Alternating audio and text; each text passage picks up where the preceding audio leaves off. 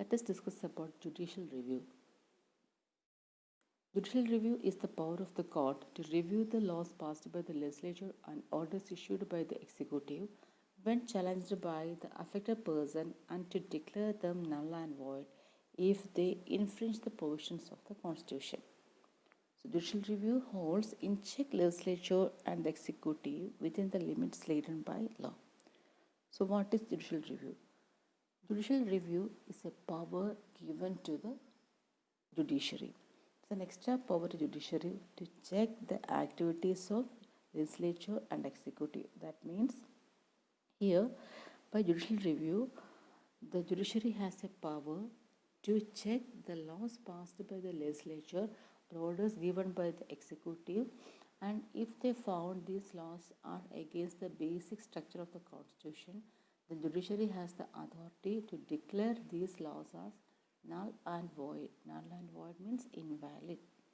So it's an extra power upon judiciary to control the legislature and executive. That means if a law passed by the legislature or if an order given by the executive, if it is against the public opinion, or if someone questioned these laws passed by this legislature and executive in court, then the court has the authority to check the validity of these laws. If they found that these laws against the basic structure, the basic principles of the Constitution of the country, then the judiciary has the authority to declare these laws as null and void. That means as invalid. So this gives the judiciary an extra power than legislature and executive, or control the legislature and executive. So judicial review protects personal rights against the legislative and executive actions, states' rights against national action, national rights against state action, and respective rights to three branches of government against one another. So ഇവിടെ പറഞ്ഞു വരുന്നത് judicial review എന്ന് പറഞ്ഞാൽ നമ്മളുടെ ജുഡീഷ്യറിക്ക് ലഭിച്ചിരിക്കുന്ന ഒരു extra ordinary പവറാണ്. ഈ അധികാരത്തിലൂടെ ജുഡീഷ്യറിക്ക് ഈ നമ്മളുടെ നിയമനിർമ്മാണ സഭയും കാര്യനിർവഹണ സഭയും നടപ്പിലാക്കുന്ന നിയമങ്ങളെ ചെക്ക് ചെയ്യാനുള്ള അധികാരം കിട്ടുന്നു. അതുവഴി അവരത് കണ്ടെത്തുകയാണ് ഇത് നമ്മളുടെ കോൺസ്റ്റിറ്റ്യൂഷൻ്റെ, നമ്മളുടെ ഭരണഘടനയ്ക്കെതിരാണ്, ഭരണഘടന പ്രിൻസിപ്പിൾസിനെതിരാണെന്ന് കണ്ടെത്തിയാൽ ഇത്തരം നിയമങ്ങളെ അതായത് ഇൻവാലിഡാണ്, അതിന് നിയമപരമായ സാധ്യതയില്ല എന്ന് ഡിക്ലെയർ ചെയ്യാനുള്ള അധികാരം ജുഡീഷ്യറി കൊടുക്കുന്നു. അതിനെയാണ് ജുഡീഷ്യൽ റിവ്യൂ എന്ന് പറയുന്നത്. പുനർ നിയമങ്ങളെ വീണ്ടും ഒന്നും കൂടി അവലോകനം ചെയ്യുക. ടേമിൽ തന്നെയുണ്ട് judicial review the legal sanction of the laws passed by legislature and executive. നമുക്കറിയാം ഇവിടെ നിയമം നിർമ്മിക്കുന്നത് ലെജിസ്ലേച്ചറാണ് ആൻഡ് അത് നടപ്പിലാക്കുന്ന എക്സിക്യൂട്ടീവാണ്. അപ്പോൾ നടപ്പിലാക്കുന്ന സമയത്ത് വേണമെങ്കിൽ ഇതിനോട് ചേർന്നിട്ട് എക്സ്ട്രാ ഓർഡേഴ്സ് ഇറക്കാനുള്ള അധികാരം എക്സിക്യൂട്ടീവിനുണ്ട്. പക്ഷേ ഇത് രണ്ടും ഏതെങ്കിലും ഒരു കാരണവശാലും ഏതെങ്കിലും വ്യക്തികൾ ചോദ്യം ചെയ്യുകയാണെങ്കിൽ, അല്ലെങ്കിൽ ഇതിന് ചോദ്യം ചെയ്തുകൊണ്ട് ജുഡീഷ്യറിയെ സമീപിക്കുകയാണെങ്കിൽ ജുഡീഷ്യറിക്ക് ആ സമയം ഈ നിയമങ്ങളുടെ സാധ്യതയെക്കുറിച്ച് അന്വേഷിക്കാനുള്ള അധികാരമുണ്ട്. അത്തരത്തിലുള്ള അന്വേഷണത്തിൽ ഈ നിയമങ്ങൾ നമ്മുടെ കോൺസ്റ്റിറ്റ്യൂഷന് എഗൻസ്റ്റ് ആണ് എന്ന് തോന്നിക്കഴിഞ്ഞാൽ, അല്ലെങ്കിൽ അതിൻ്റെ ബേസിക് സ്ട്രക്ചേഴ്സിന് എഗൻസ്റ്റ് ആണെന്ന് തോന്നിക്കഴിഞ്ഞാൽ, അതിൻ്റെ പ്രിൻസിപ്പിൾസിന് എഗൻസ്റ്റ് ആണെന്ന് തോന്നിക്കഴിഞ്ഞാൽ അത്തരം നിയമങ്ങളെ അതിന് സാധ്യതയില്ല എന്ന് ഡിക്ലെയർ ചെയ്യാനുള്ള അധികാരത്തിനെയാണ് ജുഡീഷ്യൽ റിവ്യൂ എന്ന് പറയുന്നത്. So by this review or by this judicial review it protects the personal rights against the legislative and executive action. We know that normally sometimes the laws passed by the legislature and executive, it hurts the liberty of people. So when it hurts the liberty of people, or when it try to interfere in the liberty of people, or when it try to interfere in the personal rights of people, here judiciary protects the personal rights, it protects the individual rights against this state action, against the legislative action, against the executive action. Okay, so ഇവിടെ judicial review ചെയ്യുന്നത് എന്താണ്? Judicial review സംരക്ഷിക്കുന്ന ജനങ്ങളുടെ ഫ്രീഡത്തിനെയാണ്, ജനങ്ങളുടെ ലിബർട്ടിയാണ്, ജനങ്ങളുടെ റൈറ്റ്സിനെയാണ്. കാരണം എപ്പോഴാണോ നിയമങ്ങൾ എക്സിക്യൂട്ടീവ് ലെജിസ്ലേഷൻ ക്രിയേറ്റ് നിയമങ്ങൾ ജനങ്ങളുടെ സ്വാതന്ത്ര്യത്തിലേക്ക് അല്ലെങ്കിൽ ജനങ്ങളുടെ സ്വകാര്യമായ അവകാശങ്ങളിലേക്ക് കടന്നു കയറുന്നത്, ആ സമയത്ത് ജുഡീഷ്യറിക്ക് അത്തരം നിയമങ്ങളെ തടയിടാനുള്ള അവസരമാണ് ജുഡീഷ്യൽ റിവ്യൂ നൽകുന്നത്. അതുവഴി അത് സംരക്ഷിക്കുന്നത് ജനങ്ങളുടെ റൈറ്റ്സാണ്, ജനങ്ങളുടെ ലിബർട്ടിയാണ്. So it protects the state's right against national action. And again, here it not only protects the individual or personal rights, it also protects the state rights against the national action. That means ഇവിടെ ചില സമയത്ത് ഇത് വ്യക്തികളുടെ സ്വാതന്ത്ര്യം മാത്രമല്ല, അത് സ്റ്റേറ്റിൻ്റെ സ്വാതന്ത്ര്യം കൂടി സംരക്ഷിക്കുന്നു. അതായത് സംസ്ഥാനങ്ങളുടെ. ഇപ്പോൾ ചില സമയത്ത് നമ്മളുടെ ദേശീയ തലത്തിലുണ്ടാകുന്ന അല്ലെങ്കിൽ ദേശീയ ഗവൺമെൻറ്, നാഷണൽ ഗവൺമെൻറ് ക്രിയേറ്റ് ചെയ്യുന്ന ചില ലോസ് അത് സ്റ്റേറ്റിൻ്റെ ഫങ്ഷൻസിന്, സംസ്ഥാനങ്ങളുടെ ഫങ്ഷന് അഗൻസ്റ്റായിട്ട് വരികയാണെങ്കിൽ സ്റ്റേറ്റുകൾക്ക് കോടതിയെ അപ്രോച്ച് ചെയ്യും. അപ്പോൾ അത് നമ്മുടെ ഫെഡറൽ ലോസിന് അഗൻസ്റ്റ് ആണെങ്കിൽ, നമ്മൾ കോൺസ്റ്റിറ്റ്യൂഷനിൽ ഓൾറെഡി കുറച്ച് നിയമങ്ങളെല്ലാം ക്രിയേറ്റ് ചെയ്ത് വെച്ചിട്ടുണ്ട്. അപ്പോൾ നമ്മൾ എന്ത് രൂപീകരിക്കുമ്പോഴും എല്ലാം പുതിയ നിയമം വരുമ്പോഴും ഇതിനെ ബേസിക്കായിട്ടുള്ള നമ്മുടെ കോൺസ്റ്റിറ്റ്യൂഷനെ അടിസ്ഥാനത്തിൽ മാത്രമേ നിയമങ്ങൾ രൂപീകരിക്കാവുള്ളൂ. അല്ലെങ്കിൽ നമ്മൾ അമെൻമെൻറ്റിലൂടെ ആ റൈറ്റ്സ് മാറ്റാൻ പറ്റിയിരിക്കണം, അല്ലെങ്കിൽ ആ നിയമങ്ങളെ മാറ്റാൻ പറ്റിയിരിക്കണം. അപ്പോൾ അത്തരത്തിൽ മാറ്റാത്ത നിയമങ്ങളാണ് കോൺസ്റ്റിറ്റ്യൂഷൻ, നേരത്തെ തൊട്ടുള്ള നിയമങ്ങൾ കോൺസ്റ്റിറ്റ്യൂഷൻ ഉണ്ടാവും. അപ്പോൾ നമ്മൾ നിയമം രൂപീകരിക്കുന്ന സമയത്ത് എന്താണോ നമ്മുടെ ഭരണഘടനയിലുള്ളത് അതിൻ്റെ അടിസ്ഥാനത്തിൽ മാത്രമേ നമുക്ക് പുതിയ നിയമങ്ങളെ രൂപീകരിക്കാൻ പറ്റൂ. അപ്പോൾ ആ സമയത്ത് നമ്മളുടെ കോൺസ്റ്റിറ്റ്യൂഷൻ, നമ്മുടെ ഫെഡറലിസം ഉണ്ട്. ഫെഡറലിസം എന്ന് പറയുമ്പോഴത്തേക്ക് സ്റ്റേറ്റിനും സെൻട്രലിനും ഇടയിലുള്ള റിലേഷൻ. അപ്പോൾ അതിൽ ഓരോരുത്തരും കൃത്യമായിട്ടുള്ള അവകാശങ്ങളെക്കുറിച്ച് പറയാം. സ്റ്റേറ്റിൻ്റെ അവകാശങ്ങൾ എത്ര, സ്റ്റേറ്റിന് ഏതൊക്കെ കാര്യങ്ങൾ നിയമം രൂപീകരിക്കാം, സെൻട്രൽ ഗവൺമെൻറ് എന്തൊക്കെ കാര്യങ്ങൾ നിയമം രൂപീകരിക്കാം എന്ന് വ്യക്തമായിട്ട് നമ്മുടെ കോൺസ്റ്റിറ്റ്യൂഷനിൽ പറയുന്നുണ്ട്. അപ്പോൾ ഏതെങ്കിലും സ്റ്റേറ്റ് നമ്മൾ നാഷണൽ തലത്തിൽ ഒരു നിയമം കൊണ്ടുവരുന്നു, അത് നമ്മുടെ സ്റ്റേറ്റിന് അഗൻസ്റ്റ് ആണെങ്കിൽ സ്റ്റേറ്റിന് എന്ത് ചെയ്യാം, കോടതി സമീപിക്കാം. And at that time when it find it is against the constitution, then it can declare it as null and void or as invalid. അപ്പോൾ അവിടെ നമ്മൾ കോടതി കണ്ടെത്തുകയാണ് ഈ നിയമം നമ്മുടെ ഭരണഘടനയിൽ എഴുതിച്ചേർത്ത നിയമത്തിന് എഗൻസ്റ്റ് ആണ് എന്ന് കണ്ടെത്തിയാൽ അത്തരം നിയമങ്ങളെ സാധുതയില്ല എന്ന് ഡിക്ലെയർ ചെയ്യാനുള്ള അധികാരം നമ്മുടെ കോൺസ്റ്റിറ്റ്യൂഷൻ, നമ്മുടെ ജുഡീഷ്യറിക്കുണ്ട്. അപ്പോൾ അതുവഴി അത് സംരക്ഷിക്കുന്നത് States rights against the national action. National ലെവലിലുള്ള ഗവൺമെൻറ്റിൻ്റെ ഓവർ ഇൻ്റർഫറൻസിനെ തടയിടാനായിട്ട് പറ്റും, കടന്നുകയറ്റത്തിനെ തടയിടാൻ പറ്റുന്നു. അതുപോലെ തന്നെ national rights against state action. Sometimes ഈ നാഷണൽ ഗവൺമെൻറ് മാത്രം, ചില സമയത്ത് സ്റ്റേറ്റും ആവശ്യമില്ലാതെ തങ്ങളുടെ പരിധി കടന്നുകൊണ്ട് ചില സമയങ്ങളിൽ നാഷണൽ ഗവൺമെൻറ് അഗൻസ്റ്റായിട്ട് വേണമെങ്കിൽ നിൽക്കാം, അല്ലെങ്കിൽ നാഷണൽ ഗവൺമെൻറ് എടുക്കുന്ന ഒരു തീരുമാനത്തിനെ എതിർത്തുകൊണ്ട് അത് അംഗീകരിക്കാതെ നിൽക്കാം. അത്തരം സമയങ്ങളിലും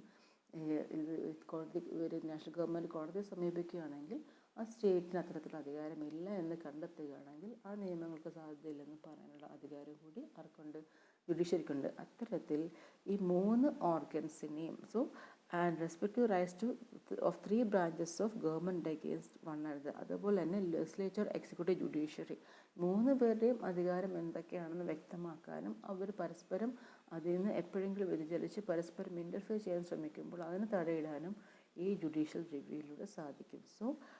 അത്തരത്തിൽ നോക്കുകയാണെങ്കിൽ നമ്മൾ ജുഡീഷ്യൽ റിവ്യൂയിലൂടെ നമ്മൾക്ക് ജനങ്ങളുടെ റൈറ്റ്സ് പ്രൊട്ടക്റ്റ് ചെയ്യുന്നുണ്ട്, സ്റ്റേറ്റ്സ് റൈറ്റ് പ്രൊട്ടക്റ്റ് ചെയ്യുന്നുണ്ട്, നാഷണൽ ഗവൺമെൻറ് റൈറ്റ്സ് പ്രൊട്ടക്റ്റ് ചെയ്യുന്നുണ്ട്. അതേപോലെ തന്നെ 3 ബ്രാഞ്ചസിൻ്റെയും അതാത് അവകാശങ്ങളെ സംരക്ഷിക്കാൻ പറ്റുന്ന ഒരു എക്സ്ട്രാ പവറാണ് ജുഡീഷ്യറിക്ക് കിട്ടിയിരിക്കുന്ന ജുഡീഷ്യൽ റിവ്യൂ എന്ന് പറയുന്നത്. And the doctrine of judicial review originated in USA in 1803 in a leading case of Marbury versus Madison, where the Chief Justice Marshall ruled that court had the power to declare the actions of the Congress and the executive invalid. So actually this type of judicial review was firstly started in USA. Okay, it was in 1803 and it is this case is known as it was during deciding a case before the court, and then the Chief Justice Marshall declared that the judiciary has the authority to check the validity of the laws passed by legislature or executive. And this case is famous and this case is known as Marbury versus Madison. ഇത്തരത്തിൽ ഇത് നമ്മുടെ constitutions create ചെയ്ത സമയത്തെ ഉള്ള ഒരു നിയമമല്ല judicial review എന്ന് പറയുന്നത്. Actually 1803 ആണ് ഇത്തരത്തിൽ ആദ്യമായിട്ടൊരു ഒരു ജുഡീഷ്യൽ റിവ്യൂ എന്ന കൺസെപ്റ്റ് ഡെവലപ്പ് ചെയ്യുന്നത്. അത് അമേരിക്കയിൽ നടന്ന ഒരു കേസിൻ്റെ ഭാഗമായിട്ട് അത് കേസിന് അറിയപ്പെടുന്നത് മർബറി വേഴ്സസ് മാഡിസൺ എന്ന കേസാണ്.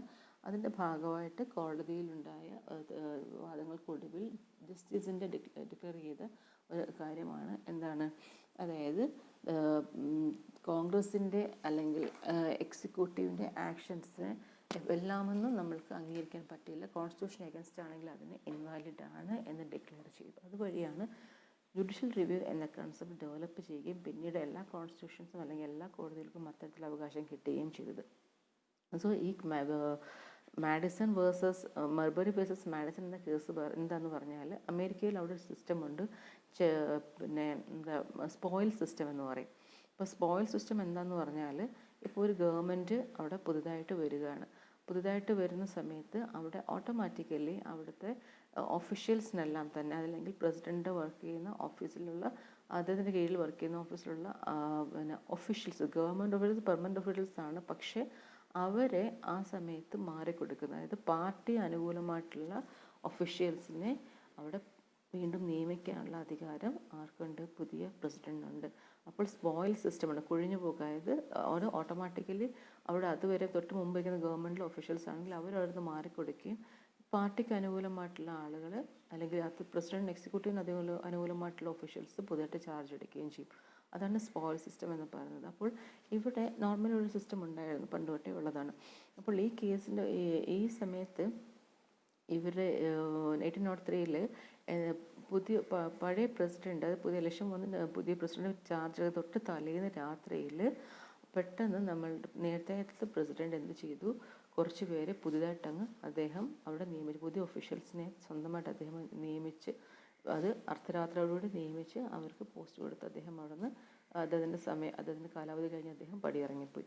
അപ്പോൾ പുതിയതായിട്ടൊരു പ്രശ്നം വന്നപ്പോഴത്തേക്ക് സ്പോർട്സ് സിസ്റ്റത്തിനുള്ള അവസരം ഇല്ലാതെയായി. കാരണം പുതിയ ആൾക്കാരെ അപ്പോയിൻറ്റ് ചെയ്ത് തൊട്ട് മുമ്പത്തെ വന്ന ആൾക്കാർ തലേന്ന് രാത്രി വന്നവരാണ്. അപ്പോൾ അവർ ജസ്റ്റ് വന്ന് ജോയിൻ ചെയ്തിട്ടുള്ളൂ. അപ്പോൾ അവരെ നമുക്ക് പറഞ്ഞു വിടാനുള്ള ഒരു അവസ്ഥ ഇല്ല. അപ്പോൾ ആ സമയത്ത് പുതിയ പ്രസിഡന്റ് എക്സിക്യൂട്ടീവ് എന്ത് ചെയ്തു, ഇതിന് അഗൻസ്റ്റായിട്ട് കോടതിയെ സമീപിച്ചു. ആ കേസിലാണ് കോടതി വിധി കൽപ്പിച്ചത് ഇത് നൾ ആൻഡ് വോയിഡ് ആണ്. കാരണം എന്ന് വെച്ചാൽ ഇത് തുറന്നുകൊണ്ടിരിക്കുന്ന നടപടി എന്ന് പറഞ്ഞു കഴിഞ്ഞാൽ സ്പോൾ സിസ്റ്റം ഉണ്ട്. ഇവിടെ പുതിയ പ്രസിഡന്റാണ് അത്തരത്തിലുള്ള പുതിയ ആൾക്കാരെ അപ്പോയിൻ്റ് ചെയ്യാനുള്ള അധികാരം.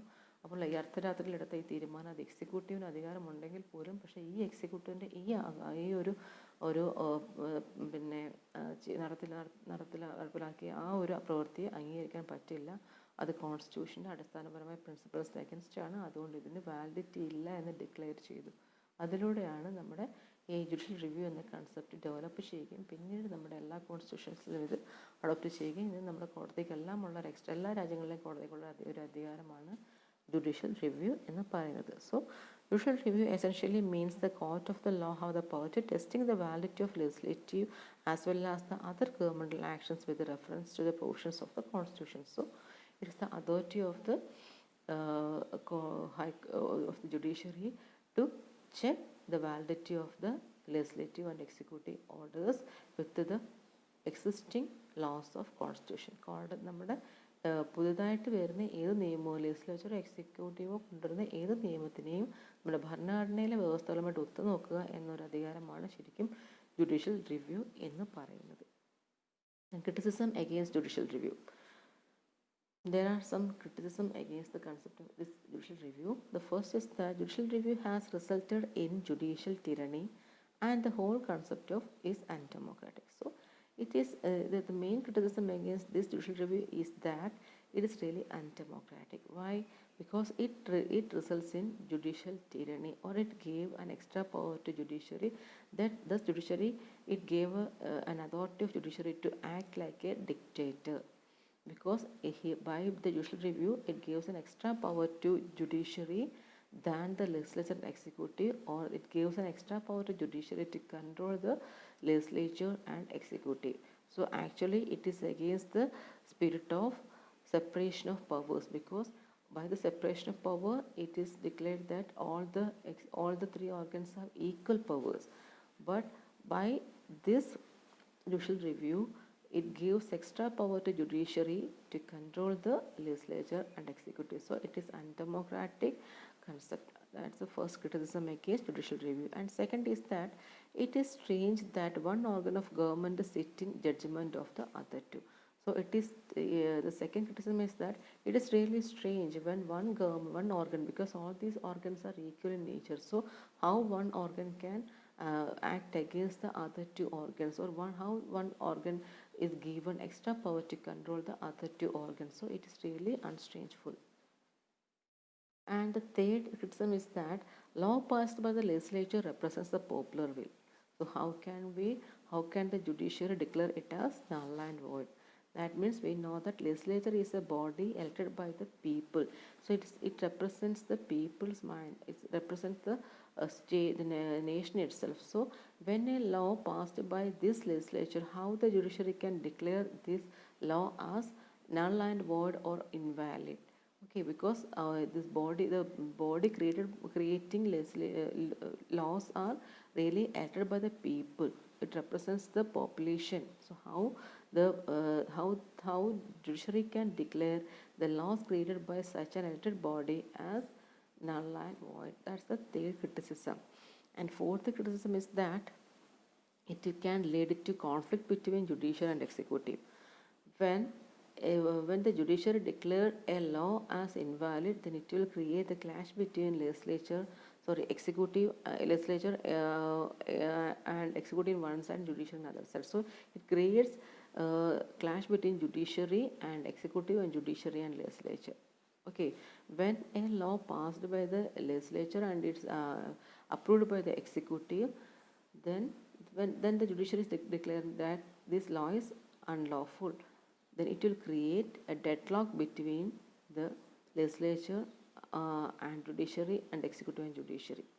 So it will affect the smooth functioning of the state, because first of all what we need is that we need a true cooperation between the legislature, executive and judiciary. So otherwise it will lead to deadlock. So that's the another criticism. And lastly, it is declared that it is criticized that possibility of progressive legislations by being struck down by conservative judges. We know that actually what is judiciary means. The judiciary or judicial action means the actions by the judges. Is it who interpret the laws? It's by the judges. So if by this a conservative judge can declare a progressive law as invalid. If he is conservative in nature, he can't accept the progressive law. Sometimes we know that the constitution is normally a state prepare a constitution when it originate. Okay, but after a long time, sometime the laws we need to change the laws because we know that it's progressing. The society is in a progressive state level. So we need to accept new laws according to the changes in society. But if the judge is in a conservative mind, he can avoid such progressive laws by the authority of judicial review. Okay, so these are the main criticisms against the concept of judicial review. So ഇതിൽ പറയുന്നത് എന്താണെന്ന് വെച്ചാൽ judicial റിവ്യൂവിന് ഒരുപാട് വിമർശനങ്ങളുണ്ട്. Okay, അതിൻ്റെ first വിമർശനം എന്താണെന്ന് പറഞ്ഞാൽ judicial review എന്ന് പറയുമ്പോഴത്തേക്കും അതൊരു എക്സ്ട്രാ അധികാരം കൊടുക്കുകയാണ് ജുഡീഷ്യറിക്ക്. അതിലൂടെ ജുഡീഷ്യറിക്ക് എന്ത് പറ്റും? ഒരു സ്വേച്ഛാധിപതിയെ പോലെ വേണമെങ്കിൽ പെരുമാറാൻ പറ്റും. കാരണം ജുഡീഷ്യറിക്ക് ഈ അധികാരത്തിലൂടെ എക്സിക്യൂട്ടീവിനെയും ലെജിസ്ലേച്ചറിനെ കൺട്രോൾ ചെയ്യാൻ പറ്റും. ആക്ച്വലി ഇത് മൂന്ന് തുല്യമാണ് എന്നാണ് നമ്മുടെ സെപ്പറേഷൻ ഓഫ് പവറിലൂടെ പറയുന്നത്. പക്ഷേ ഇവിടെ ഗവൺമെൻറ് ഒരു ഓർഗനും മറ്റ് രണ്ട് ഓർഗനെ ഓവർറൂൾ ചെയ്യാനുള്ള അധികാരം കൊടുക്കുന്നതാണ് ഈ ജുഡീഷ്യൽ റിവ്യൂ എന്ന് പറയുന്നത്. അതുകൊണ്ട് അതിനെ അംഗീകരിക്കാൻ പറ്റില്ല എന്നാണ് ഒന്നാമത്തെ വിമർശനം. രണ്ടാമതായിട്ട് പറഞ്ഞത് it is strange that one organ of government sit in judgement of other two organs. അതായത് എങ്ങനെയാണ് ഒരു ഗവൺമെൻറ് മൂന്ന് ഓർഗൻ തുല്യമെന്നിരിക്കെ അതിൽ ഒരു ഓർഗൻ എങ്ങനെയാണ് മറ്റു രണ്ട് ഓർഗനെ അഗൻസ്റ്റായിട്ട് പ്രവർത്തിക്കാൻ പറ്റുന്നത്? അത് ആ ഗവൺമെൻറ്റിൻ്റെ ഫങ്ഷൻസ് സ്മൂത്ത് ഫങ്ഷനിനെ അഫക്റ്റ് ചെയ്യുമെന്ന് പറയുന്നു. അതേപോലെ തന്നെ ഈ നമ്മുടെ നിയമനിർമ്മാണ സഭ എന്ന് പറയുന്നത് എന്താണ്? മൂന്നാമത് പറഞ്ഞത് നിയമനിർമ്മാണ സഭ അത് ജനപ്രതിനിധി സഭയാണ്, ജനങ്ങൾ നേരിട്ട് തിരഞ്ഞെടുത്ത് വിടുന്ന ആൾക്കാരുടെ സഭയാണ്. അപ്പോൾ അത്തരത്തിൽ ജനങ്ങളുടെ മൈൻഡ് റിഫ്ലക്റ്റ് ചെയ്യുന്ന ഒരു സഭ ക്രിയേറ്റ് ചെയ്യുന്ന നിയമത്തിനെ എങ്ങനെയാണ് ജുഡീഷ്യറിക്ക് തെറ്റെന്ന് പറയാൻ പറ്റുന്നത്? കാരണം ജനങ്ങളാണ് ആക്ച്വലി ആ നിയമം രൂപീകരിക്കുന്നത്, ജനങ്ങൾക്ക് വേണ്ടിയിട്ടാണ് നിയമം രൂപീകരിക്കുന്നത്. കാരണം ജനങ്ങളെ തിരഞ്ഞെടുത്ത് വിടുന്ന ആൾക്കാരാണ് ആ സഭയിലുള്ളത്. അപ്പോൾ അവർ രൂപീകരിക്കുന്ന നിയമങ്ങളെ എങ്ങനെയാണ് നമ്മളുടെ ജുഡീഷ്യറിക്ക് തെറ്റാണെന്ന് വ്യാഖ്യാനിക്കാൻ പറ്റുന്നത്? അത് ഒരിക്കലും അംഗീകരിക്കാൻ പറ്റുന്നില്ല എന്ന് പറയുന്നു. അതുപോലെ അടുത്തൊരു വിമർശനം എന്ന് പറയുന്നത് it will lead to conflict between the judiciary and the executive. അതായത് എക്സിക്യൂട്ടീവ് എന്ന് പറഞ്ഞാൽ നമ്മളുടെ ചീഫ് എക്സിക്യൂട്ടീവ് ആണ് എല്ലാ കാര്യം നടപ്പിലാക്കാനുള്ള അധികാരമുള്ളത്. അപ്പോൾ ലെജിസ്ലേച്ചർ നടപ്പിലാക്കിയ ഒരു കൊണ്ടുവന്ന നിയമത്തിനെ നടപ്പിലാക്കുമ്പോൾ അത് ആ എക്സിക്യൂട്ടീവ് ആക്ഷനെ തെറ്റാണ് എന്നൊരു കോടതി വ്യാഖ്യാനിച്ചു കഴിഞ്ഞാൽ, ജുഡീഷ്യറി വ്യാഖ്യാനിച്ചു കഴിഞ്ഞാൽ അവിടെ ഇവർ തമ്മിലുള്ള വലിയൊരു കോൺഫ്ലിക്റ്റ് ഉണ്ടാകും. ഈ കോൺഫ്ലിക്ട്സ് ഒരിക്കലും നല്ലതല്ല. ഈ ലെജിസ്ലേച്ചറും എക്സിക്യൂട്ടീവും തമ്മിൽ കോൺഫ്ലിക്റ്റ് ഉണ്ടായാൽ സ്റ്റേറ്റിൻ്റെ ഒരു സ്മൂത്ത് ഫങ്ഷനിങ്ങിനെ ബാധിക്കും. അപ്പോൾ ഇത്തരം കോടതിയുടെ കടന്നുകയറ്റം പലപ്പോഴും ഗവൺമെൻറ് ഫങ്ഷനിങ്ങിനെ ബാധിക്കും. അത് തെറ്റാണ്, അത് ക്ലാഷിൽ ഇവർ തമ്മിൽ തർക്കത്തിലേക്ക് പോകും എന്നാണ് പറയുന്നത്. And finally the possibility of progressive legislations being struck down by conservative judges. എന്ത് പറഞ്ഞാലും ജുഡീഷ്യറി എന്ന് പറയുന്നത് എന്താണ്? ഒരു വ്യക്തി ചീഫ് ജസ്റ്റിസ് അല്ലെങ്കിൽ ഒരു ചെറിയ ഗ്രൂപ്പ് ഓഫ് ജഡ്ജസ് ആണ് ശരിക്കും ജുഡീഷ്യറിയുടെ ഫൈനൽ വ്യാഖ്യാനിക്കുന്ന ആളുകളെന്ന് പറയുന്നത്. ഓക്കെ, ഇൻ്റർപ്രിറ്റേഴ്സ്. അപ്പോൾ അവർ വ്യാഖ്യാനിക്കുന്ന പോലെയാണ് നിയമങ്ങളുടെ അവസ്ഥ. അപ്പോൾ വലിയ മിടുക്കരായിട്ടുള്ള ഒരു നിയമജ്ഞൻ ഒരു ജഡ്ജിന് വേണമെങ്കിൽ ഇഷ്ടമുള്ള രീതിയിൽ നമ്മുടെ കോൺസ്റ്റിറ്റ്യൂഷനെ വ്യാഖ്യാനിക്കാൻ പറ്റും. അപ്പോൾ അത്തരത്തിൽ അങ്ങനെ നിൽക്കെ നമുക്കറിയാം കാലം മാറും തോറും ഈ നമ്മുടെ കോൺസ്റ്റിറ്റ്യൂഷൻ എല്ലാം തന്നെ സ്റ്റേറ്റ് ഒറിജിനേറ്റ് ചെയ്യുന്ന സമയത്ത് ഉണ്ടായ കോൺസ്റ്റിറ്റ്യൂഷൻസ് ആയിരിക്കാം. അപ്പോൾ അതിൽ നിന്ന് ഒരുപാട് കാലം മാറി നമ്മൾ മുന്നോട്ട് വരുമ്പോൾ സ്വാഭാവികമായിട്ടും മാറ്റങ്ങൾ നമ്മുടെ നിയമങ്ങളിലും വേണം. അപ്പോൾ അത്തരത്തിലുള്ള പ്രോഗ്രസീവ് ആയിട്ടുള്ള പുതിയ നിയമങ്ങൾ കൊണ്ടുവരുമ്പോൾ അവിടെ ഇരിക്കുന്ന ജഡ്ജി ഒരു കൺസർവേറ്റീവ് മൈൻഡാണ്, ഒരു പരമ്പരാഗത ചിന്താഗതിയുള്ള വ്യക്തിയാണെങ്കിൽ അദ്ദേഹത്തിന് വേണമെങ്കിൽ ഇത്തരത്തിലുള്ള പ്രോഗ്രസീവ് ആയിട്ടുള്ള നിയമങ്ങളെ വേണ്ടെന്ന് വെക്കാൻ ഈ ഒരു നിയമത്തിലൂടെ സാധിക്കും. അപ്പോൾ അത് ജഡ്ജസിൻ്റെ കഴിവ് പോലെ ഇരിക്കും. ഇതിനെ വ്യാഖ്യാനിക്കുന്നതും അതിനെ വേണമോ വേണ്ടെന്നും വെക്കാനുമൊക്കെ വേണമെങ്കിൽ ഒരു ജുഡീഷ്യറിയുടെ മിടുക്കൻ ജഡ്ജിന് പറ്റും. അപ്പോൾ അത് ജഡ്ജിൻ്റെ മൈൻഡിനനുസരിച്ച് വേണമെങ്കിൽ ഒരു കൺസർവേറ്റീവ് മൈൻഡുള്ള ജഡ്ജാണെങ്കിൽ പുതിയ നല്ല പ്രോഗ്രസീവ് നിയമങ്ങളെ വേണ്ടെന്ന് വെക്കാനും അദ്ദേഹത്തിന് സാധിക്കും. അപ്പോൾ ഇത് ശരിക്കും പറഞ്ഞാൽ ഒരു ആവശ്യമില്ലാത്ത ഒരു എക്സ്ട്രാ പവർ കൊടുക്കുകയാണ്, അത് പാടില്ല എന്നാണ് ക്രിറ്റിസിസം പറയുന്നത്. പക്ഷേ എന്ത് തന്നെയായാലും നമുക്കറിയാം എല്ലാ സ്റ്റേറ്റിലും ഇന്ന് ഏറ്റവും കൂടുതൽ ഉള്ളൊരു എല്ലാ സ്റ്റേറ്റിലെ ജുഡീഷ്യറിക്കും ഉള്ളൊരു അധികാരമാണ് ജുഡീഷ്യൽ റിവ്യൂ എന്ന് പറയുന്നത്. So that's about judicial review.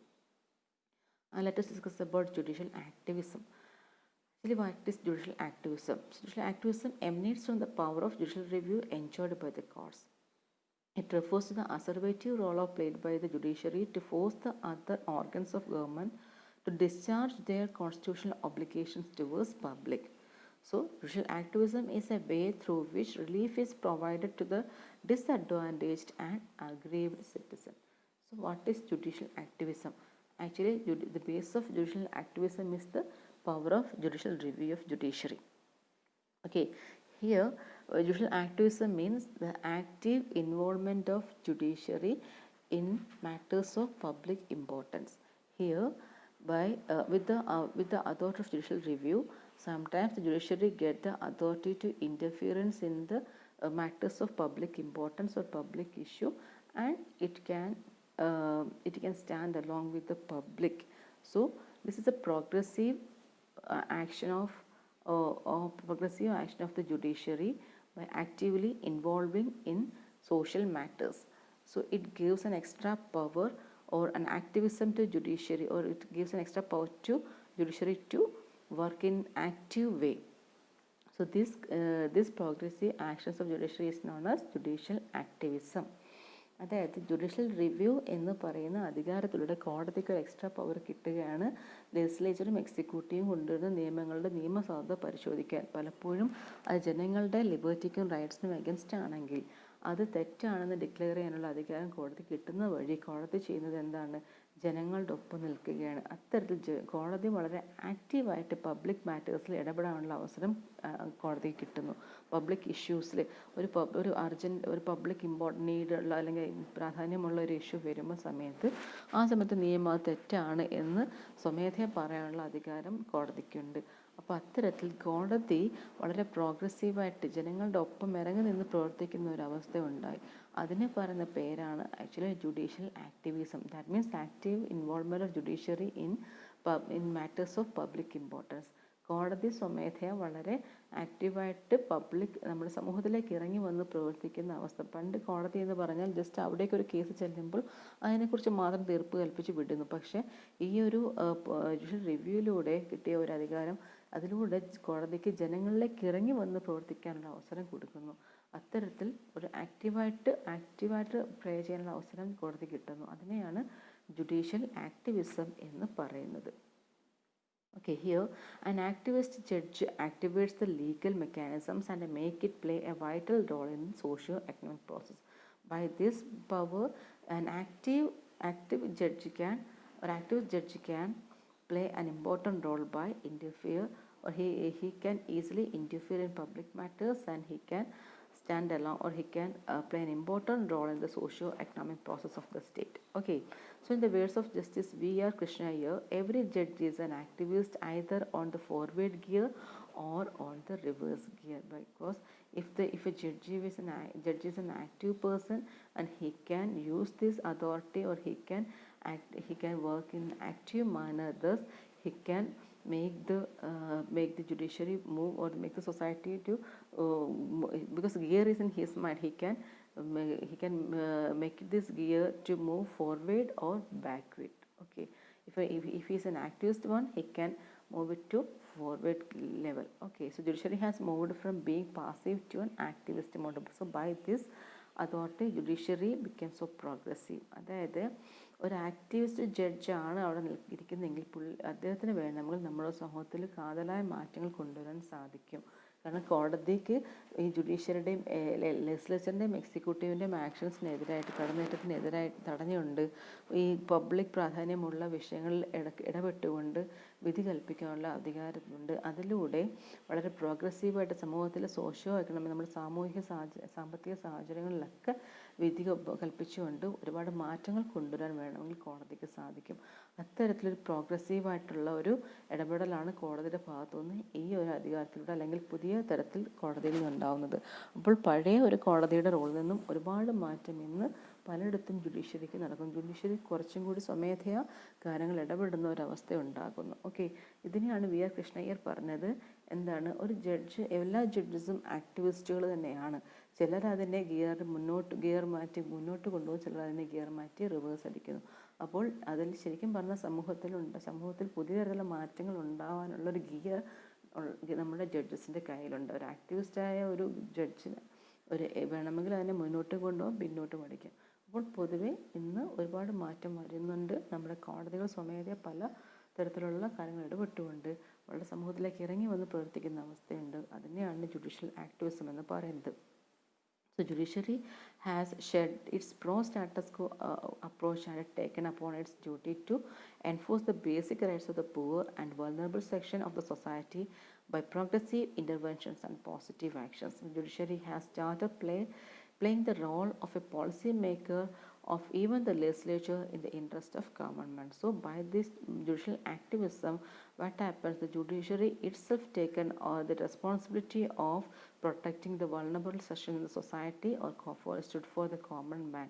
Thus it can play an important role as a policy maker. So sometimes by this judicial activism, or by using the judicial review, the judiciary sometimes creates new laws which is really necessary for the common man, or sometimes when the legislature executive is silent in some case, judiciary can create new laws by using these authorities. So by all these functions, judiciary became so progressive in nature, or it shed up its pro-status quo approach and taken up itself to a new role of progressive role. Okay, അതായത് ജുഡീഷ്യറിക്ക് എന്ത് ചെയ്യും, പഴയ ഒരു broad status കോ, പണ്ട് judiciary പഴയ കാലത്തിൽ നമുക്ക് നോക്കുകയാണെങ്കിൽ ഇന്ത്യയിൽ തന്നെ കേസ് എടുക്കുകയാണെങ്കിൽ ആദ്യ കാലഘട്ടങ്ങളിൽ എപ്പോഴും തർക്കങ്ങൾ ഉണ്ടാകുമ്പോഴും സ്റ്റേറ്റും കോടതിയും തമ്മിൽ, അല്ലെങ്കിൽ സ്റ്റേറ്റും ജനങ്ങളും തമ്മിൽ തർക്കമുണ്ടാകും. പലപ്പോഴും ഏറ്റവും കൂടുതൽ തർക്കമുണ്ടാകുന്നത് ജനങ്ങളും സ്റ്റേറ്റും തമ്മിലാണ്. സ്റ്റേറ്റ് ആക്ഷൻസിന് അഗൻസ്റ്റായിട്ടാണ് പലപ്പോഴും കോടതിയിൽ ഏറ്റവും കൂടുതൽ തർക്കങ്ങൾ വരുന്നത്. അപ്പോൾ അത്തരം കാര്യങ്ങൾ വരുമ്പോൾ പലപ്പോഴും എന്താ പറയുക, ആദ്യ കാലഘട്ടങ്ങളിൽ ഇന്ത്യയിൽ കേസ് എടുക്കുകയാണെങ്കിൽ അവർ കോടതി കൂടുതലും സ്റ്റേറ്റിന് സപ്പോർട്ടുമായിട്ട് നിന്നിട്ട് ജനങ്ങൾക്കെതിരായിട്ട് നിൽക്കുന്ന ഒരവസ്ഥയാണ് ഉണ്ടാകുന്നത്. പക്ഷെ പിന്നീട് വളരെ കാലഘട്ടത്തിന് ശേഷം 80, 70, 80 ആയപ്പോഴാണ് കോടതി ശരിക്കും പറഞ്ഞാൽ ജനങ്ങൾക്ക് സപ്പോർട്ടീവായിട്ടുള്ള നിയമങ്ങൾ അല്ലെങ്കിൽ അവർക്കൊപ്പം നിൽക്കാൻ തുടങ്ങിയത്. അപ്പോൾ പണ്ട് എന്ന സ്റ്റാറ്റസ് കോ മെയിൻറ്റെയിൻ ചെയ്ത് നിൽക്കുന്ന ആ ഒരു അവസ്ഥയിൽ നിന്ന് മാറി ആക്റ്റീവ് റോളിലേക്ക് കോടതികൾ മാറാൻ തുടങ്ങി.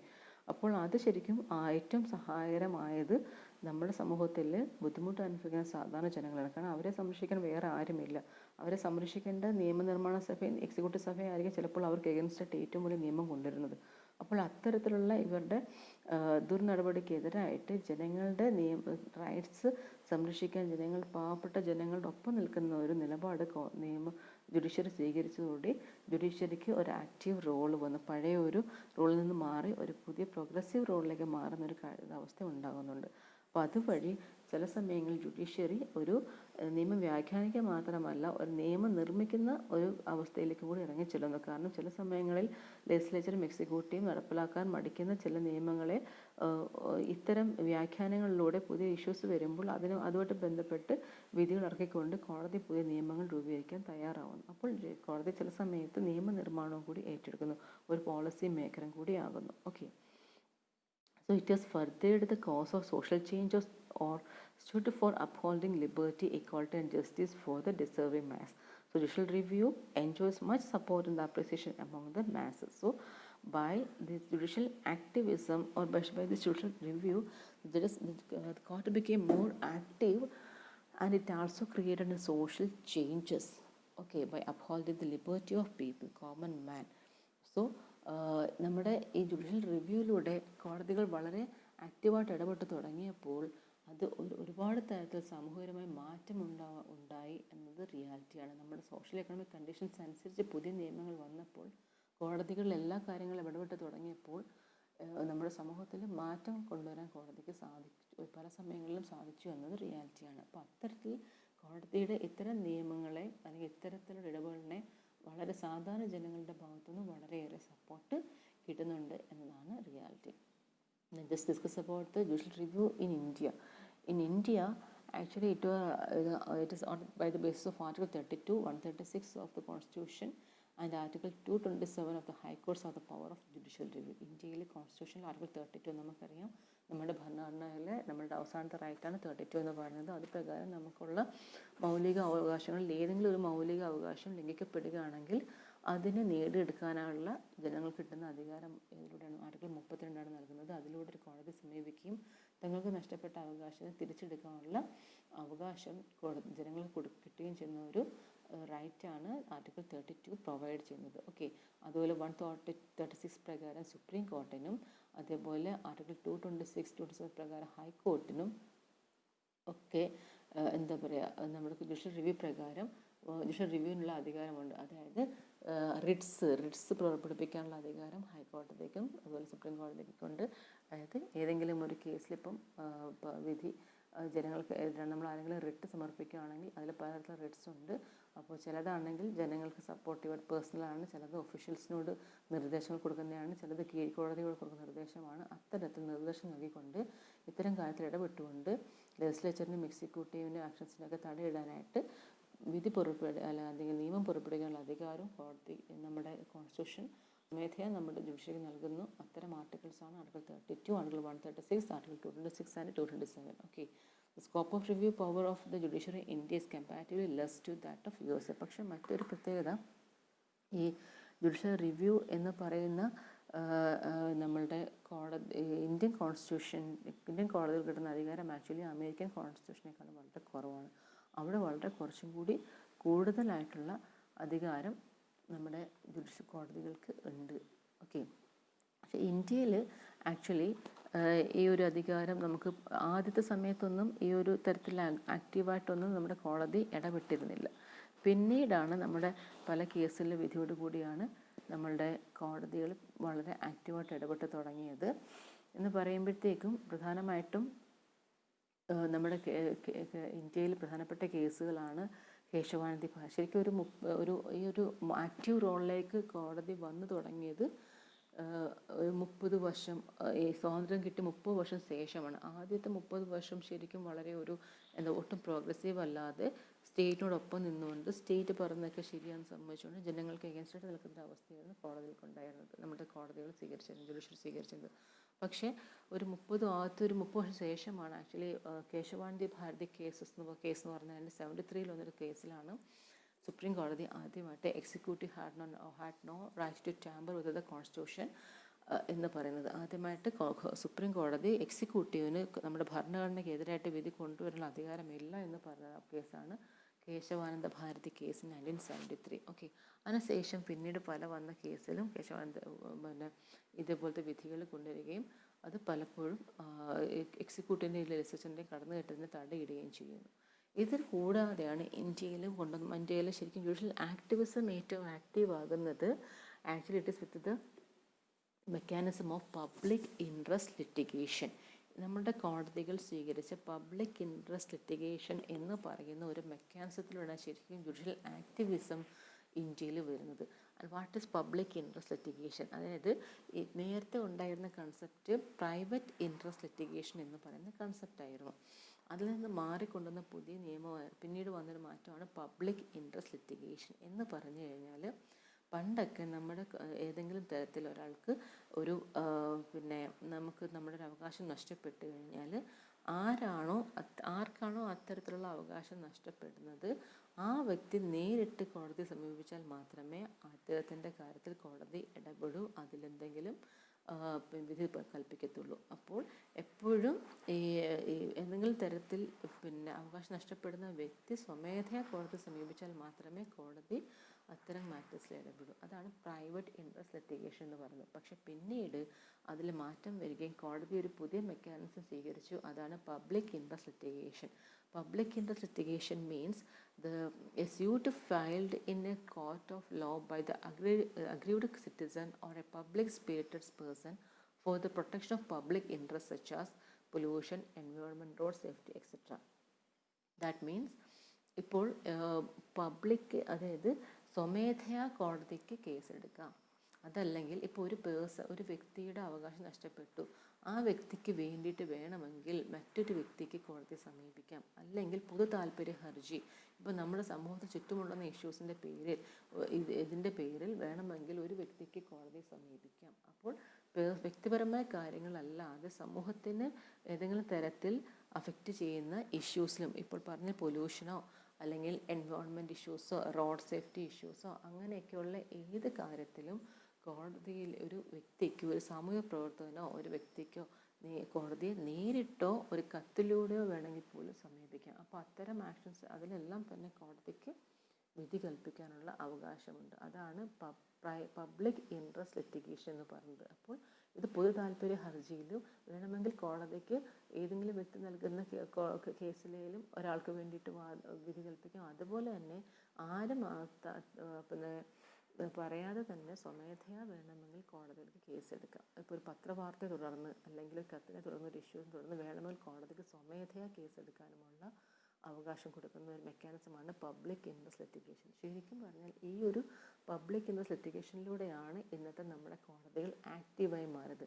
ഇപ്പോൾ ഇന്ത്യയിൽ ജുഡീഷ്യൽ ആക്ടിവിസം ശരിക്കും നിലവിൽ വന്നത് ഈ പബ്ലിക് ഇൻട്രസ്റ്റ് ലിറ്റിഗേഷൻ എന്ന മെക്കാനിസം അഡോപ്റ്റ് ചെയ്തതിന് ശേഷമാണ്. സോ അതിനുശേഷം ഇന്ത്യൻ കോടതികൾ വളരെയേറെ പ്രോഗ്രസീവായിട്ട് മാറി എന്നത് റിയാലിറ്റിയാണ്.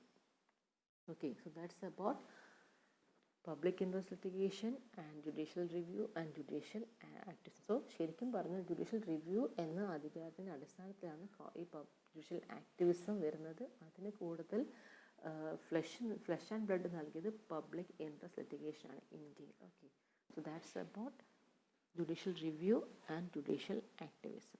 Okay, thank you.